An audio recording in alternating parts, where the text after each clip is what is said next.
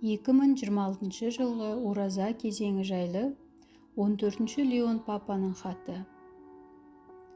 Тыңдап тұру және ораза тұту. Ораза кезеңі, тәубеге келу уақыты. Құрметті бауырластарым, ораза кезеңі кілесенің аналық қамқорлықпен бізді Құдай құпиясын өміріміздің орталығына қайта қоюға шақыратын кезеңі. Осылайша біздің наным сеніміміз жаңа күш-қуат алып, жүрегіміз күнделікті уайым мен қуаныштар арасында шаршамайтын болады.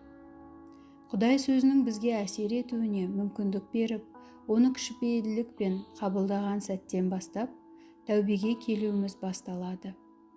Құдай сөзінің сыйы, біз Құдай сөзіне ашатын қонақжайлылық кеңістігі мен Құдай сөзі жүзеге асыратын өзгеріс арасында ажырамас байланыс бар. Сондықтан ораза кезеңі жаратқанның дауысын естіп, Мәсіх Исаның соңынан еру туралы шешімді жаңарту мүмкіндігі. Бұл Жерусалем қаласына бара жатқан Исамен бірге жүріп жолымыз. Сол жерде Иса Мәсіхтің азап шегуі, өлімі мен қайта тірілуінің құпиясы орындалады. Тыңдап тұру. Биыл мен назарларыңды ең алдымен Құдай сөзін мұқият тыңдап, өмірлеріңде оған басты орын беру маңыздылығына аудартқым келеді. Себебі, зейін қойып тыңдау басқа адамдармен қарым-қатынас орнатуға дайындықтың бірінші белгісі болып табылады. Құдай Мұсаға жанып тұрған бұтада көрініп, тыңдауды өзінің илахи табиғаттың ерекше белгісі ретінде көрсетеді. Мен халқымның Мысырда шеккен жәбіріне назар аударып, қинала айқайлағандарына құлақ салып келемін. Мысырдан көшіп шығу туралы кітап 3:7 езілген халықтың жан айқайын естігенде, халықтың бостандыққа апаратын жолы басталады. Жаратқан ие бұл оқиғаға Мұсаны араластырады. Құдай Мұсаны құлдықта жүрген өз балаларына құтқарылу жолын ашу үшін жібереді. Бізді шақырып, істерімізде жаңашырлық танытып, жүрегі бізге аяушылық білдіретін Құдай осындай. Сондықтан литургия кезінде Құдай сөзін тыңдау бізге шындықты шынайы қабылдауды үйретеді. Жеке және қоғамдық өмірімізді толтырған көптеген дауыстардың арасында кітап бізге басқа адамдардың азаптары мен әділсіздігінен шақырып жатқан Құдайдың дауысын естуге әрі елемей қалмауға мүмкіндік береді. Осы зейін қойып тыңдау рухани күйіне ену, Құдайдың бүгін бізді өзі тыңдағандай тыңдауға үйретуіне жол ашу деген сөз.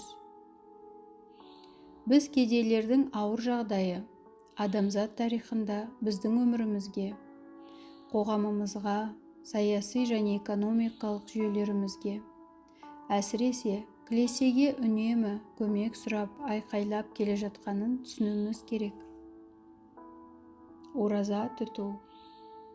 Ораза кезеңі тыңдау уақыты болса, ораза тұту Құдай сөзін қабылдауға дайындық екен.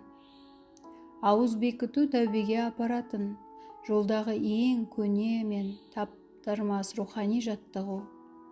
Ораза тұтастай денеге тиетін болғандықтан, біз қатты қалайтын және азығымыз үшін маңызды деп санайтын нәрселер көріне бастайды. Ораза тұту қажеттіліктерімізді ажыратып, ретке келтіруге, шындыққа деген ұмтылысымыз бен тілегімізді қолдауға, кішіпейілділік пен арамдықты араластырмауға, қажеттіліктерді дұға мен басқа адамдар алдындағы жауапкершілікке айналдыратындай етіп тәрбиелеуге әкеледі. Әулие Ағостин адам жүрегіне қамқорлық жасау ретіндегі ораза ұстауға қатысты қазіргі мен болашақтың арасындағы қақтығысты рухани сезімталдықпен ашып көрсетеді. Ол былай дейді: пенделер үшін әділдікті аңсап зарығу табиғи нәрсе, ал әділдікке тою мәңгілік өмірдің қасиеті. Періштелер аспан нанымен, және көктегі тамақпен қоректенеді. Ал адам аш көздік танытқанда өседі. Өскен кезде ұлғаяды.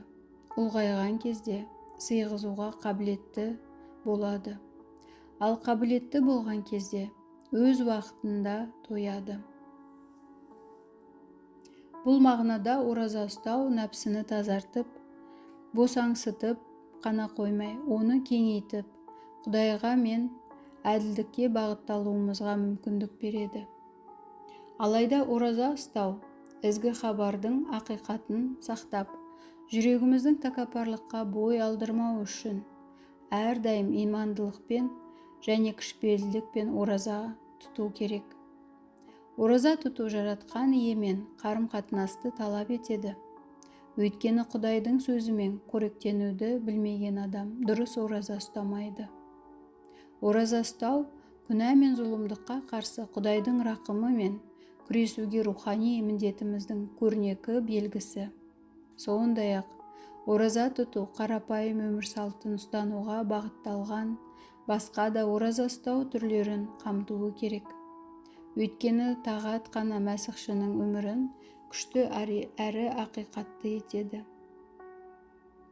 Сондықтан мен сендерді нақты және жиі бағаланбайтын тағаттың түріне шақырғым келеді. Кейде басқа адамдарға тиетін және ренжітетін сөздерден аулақ болайық. Тілімізді қарусыздандырайық. Жанымызда жоқ, өзін қорғай алмайтын жандарға тіл тигізуден, асығыс пікір айтудан, ғайбаттаудан арылайық. Жала жабудан бас тартайық. Соның орнына отбасында, достар арасында, жұмыс орнында, әлеуметтік желілерде, саяси пікірталастарда, масс-медиада және мәсіхшілік қауымдастықтарында сөздерді таразылап, мейірімділікке тәрбиелейік.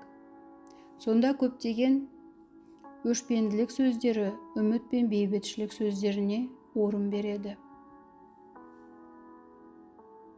Бірге болу. Ақырында ораза кезеңі Құдай сөзін тыңдаудың және ораза ұстаудың қауымдық сипатын баса көрсетеді. Киелі кітапта бұл жайт талай рет айтылған. Мысалы, Нехемия туралы кітапта халық Таурат заңын көпшілікке оқылған мәтінін тыңдауға жиналғандығы туралы айтылады. Осылайша халық ораза ұстай отырып, Құдайға қызмет етіп, Құдаймен келісімді жаңартуға дайындалады. Нехемия туралы кітап 9:1-3. Сол сияқты ғибадатханаларымыз, отбасыларымыз, жамағаттар мен рақып қауымдары ораза кезеңіне бірге баруға шақырылған. Осы жолда Құдай сөзін тыңдау, сондай-ақ кедейлердің жанайқайы мен жүрердің зары ортақ өмір салтына айналады. Ал ораза ұстау шынайы тәубеге қолдау көрсетеді. Осы тұрғыдан алғанда, үндеу және жеке адамның ар-ұжданына ғана емес, басқалармен қарым-қатынас сапасына, әңгімелесу сапасына, шындықтың сын-қатерлерін анықтауға және әділдік пен бітімшілікке құштарлық жағдайында, кілесенің жамағаттарында да, бүкіл әлемде де, шын мәнінде өзімізге пайдалы нәрсені тану қабілетіне қатысты. Қымбатты бауырластарым, рухани құлағымыз Құдайға және мұқтаждарға сезімтал болатындай етіп, ораза кезеңі өмір сүрудің игілігін тілейік. Тіліміз өзгеріп, ашулы сөздер азайып, өзгелердің сөзіне орын көбейтетіндей ораза ұстауға Құдайдан күш-қуат сұрайық. Жамағаттарымыз зардап шегушілердің зарын еститін, ал тыңдау азаттық жолдарын тудыратын орынға айналуға тырысайық. Біз сүйіспеншілік өркениетін құруға неғұрлым дайын әрі қажырлы болайық. Шын жүректен оразаның ұлы жолдарыңызға бата беремін. Ватикан шаһары 2026 жылғы 5 ақпан. Бикеш пен азап шегуші Алия Ағатаны еске түсіру күні. 14 Леон папа.